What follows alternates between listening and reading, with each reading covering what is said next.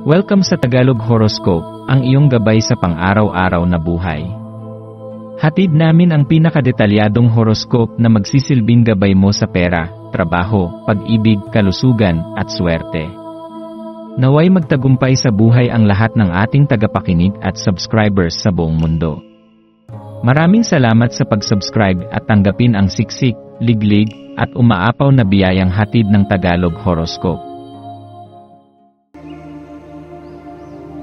Ito ang iyong pang-araw-araw na horoscope para sa Leo para sa Marso 8, 2025. Ang araw na ito ay nagdadala ng isang natatanging enerhiya para sa iyo, Leo. Ang buwan ay nakaposisyon sa Cancer, nag-aanyaya sa iyo na pagnilayan ang malalim na mundo ng emosyon at pag-aruga. Sa paglalakbay mo sa buong araw, tandaan na ang tiwala sa sarili ay isa sa iyong pinakamalalakas na sandata. Ikaw ay isang nilalang na likas na puno ng tapang, sigasig, at determinasyon, kaya naman sa halip na pagdudahan ang iyong sarili, yakapin mo ang iyong lakas at kakayahan. Huwag mong hayaan ang anumang pangamba o pag-aalinlangan na hadlangan ang iyong sigla at sigasig. Ang kumpiyansa mo sa sarili ay hindi lamang nagpapalakas sa iyo, kundi nagbibigay rin ng inspirasyon sa mga taong nakapaligid sa iyo.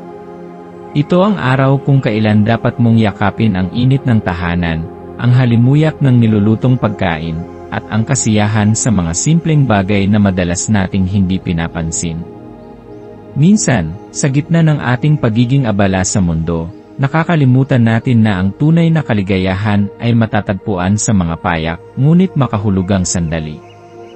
Sa araw na ito, bigyan mo ng halaga ang mga munting bagay na nagbibigay sa iyo ng aliw at kasiyahan, sapagkat dito nagmumula ang tunay na kahulugan ng buhay.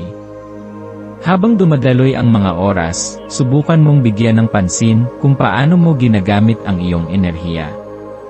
Madalas ka bang nababahala sa mga bagay na hindi mo kayang kontrolin? Napapansin mo bang ang labis na pag-aalala ay kumakain ng iyong sigla at humahadlang sa iyong pagiging produktibo? Ang araw na ito ay isang paalala na hindi lahat ng bagay ay dapat mong alalahanin. Ang ilang bagay ay mas mabuting hayaan na lamang dumaloy ayon sa kanilang natural na takbo. Kapag natutunan mong palayain ang sarili mo mula sa mga bagay na wala kang kapangyarihang baguhin, mararamdaman mo ang tunay na kagaanan ng loob. Sa halip na ubusin ang iyong enerhiya sa pag-aalala, ituon mo ito sa mga bagay na kaya mong baguhin at pagbutihin.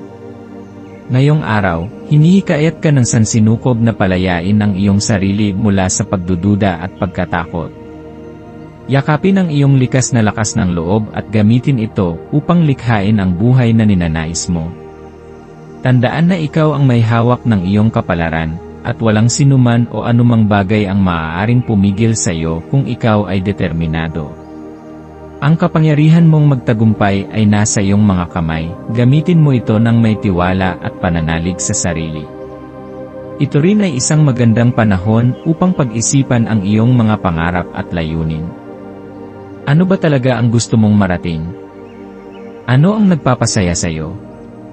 Sa sobrang bilis ng takbo ng mundo, minsan nakakalimutan nating huminto sandali at tanungin ang ating sarili kung tayo ba ay nasa tamang landas. Ang araw na ito ay nagbibigay sa iyo ng pagkakataong iyon, ang pagkakataong magnilay, magmuni-muni, at tuklasin kung ano talaga ang nagpapasigla sa iyong puso. Huwag mong isantabi ang iyong mga pangarap dahil lamang sa mga hadlang o pagsubok na dumarating.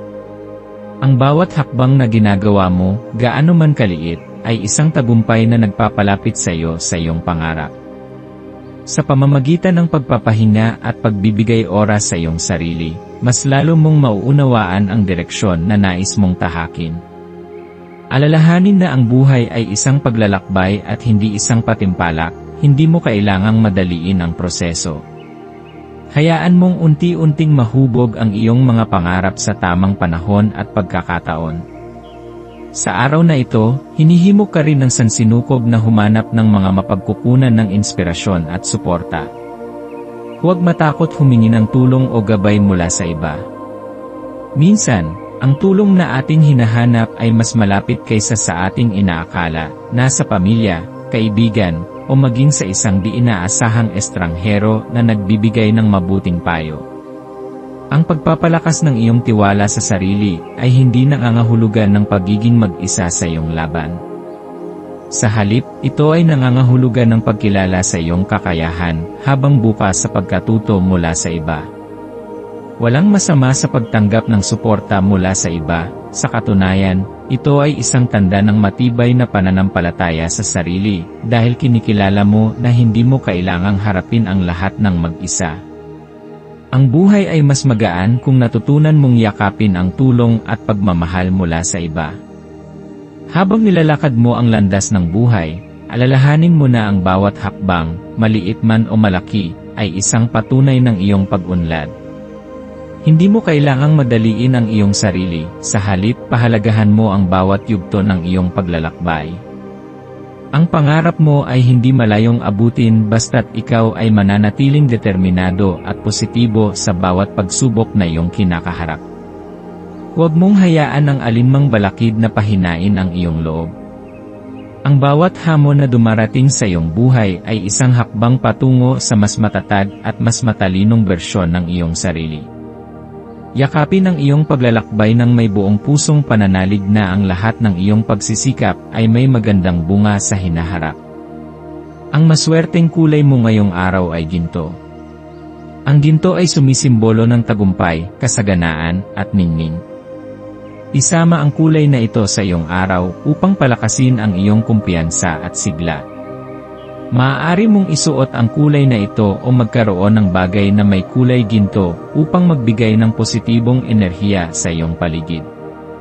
Ang gintong enerhiya ay nagbibigay ng sigla at lakas ng loob, kaya ito ay makakatulong sa iyo upang mapanatili ang iyong positibong pananaw sa araw na ito.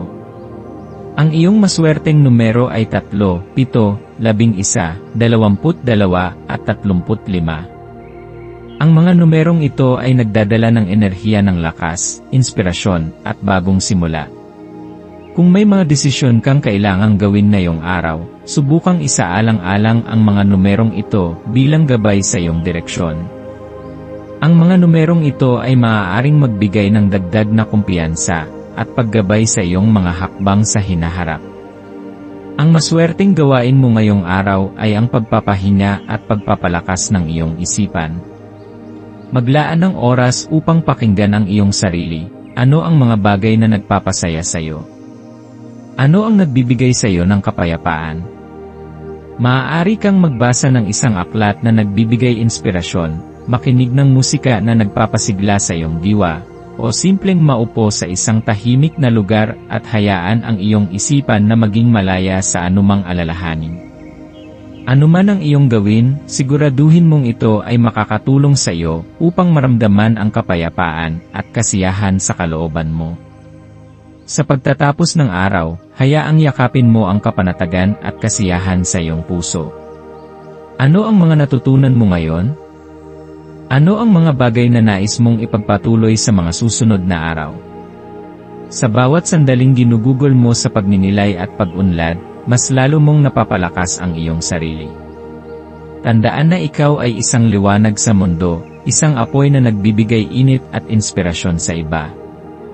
Huwag mong hayaang ang mga pagsubok ay pahinain ang iyong loob. Sa halip, gamitin mo ang mga ito bilang hamon upang maging mas matibay at mas matapang. Ang buhay ay isang patuloy na paglalakbay, at ikaw ang may hawak ng iyong direksyon. Magpatuloy ka sa paglalakad ng may pag-asa, tapang, at pagmamahal sa sarili.